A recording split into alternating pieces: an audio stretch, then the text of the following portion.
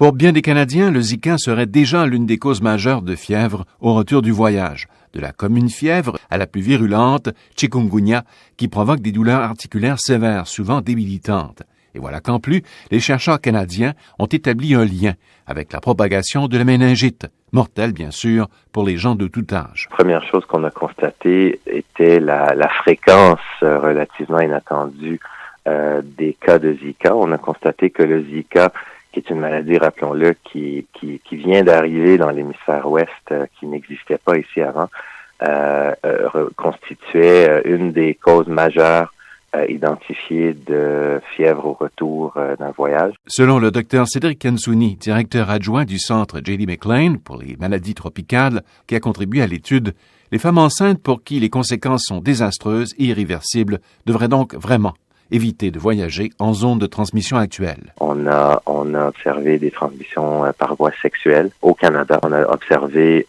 des femmes enceintes qui étaient infectées et 2 d'entre les 3 femmes enceintes dans notre cohorte ont transmis le virus à leur fœtus avec des effets congénitaux.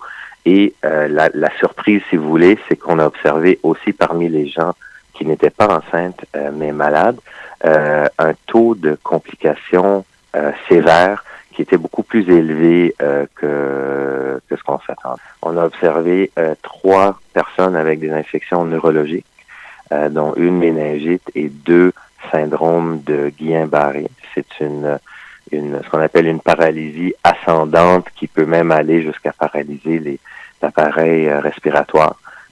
Qui requiert des soins intensifs. Qu'est-ce qui nous a surpris, c'est que sur seulement 41 cas de Zika, on a vu 10% de conséquences ou séquelles sévères. Le docteur Pierre Plourde, médecin et hygiéniste de l'Office national de la santé de Winnipeg, a collaboré à la recherche canadienne sur le Zika. Environ 5% de séquelles sévères neurologiques, une forme de paralysie qui s'appelle Guillain-Barré, le syndrome de Guillain-Barré chez les adultes, et environ 5% des cas aussi transmission congénitaux de maman à nouveau-né.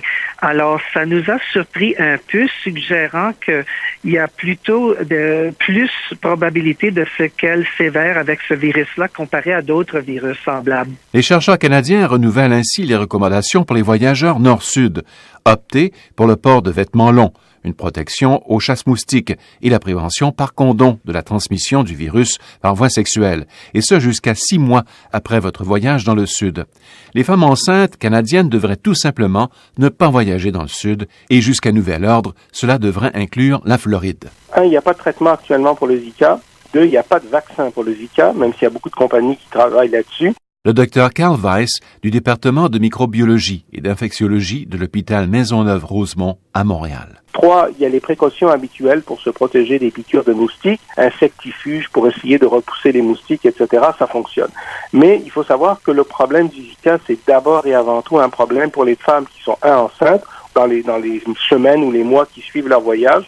Pour les autres, il n'y a pas vraiment d'inquiétude à avoir. Si vous n'avez pas d'idée ou si vous n'avez pas de plan de tomber enceinte ou d'avoir un bébé, allez dans le sud. À la limite, si vous attrapez le Zika, qui, comme je vous l'ai dit, dans 70% du temps, sera complètement asymptomatique, aura relativement peu d'impact sur vous.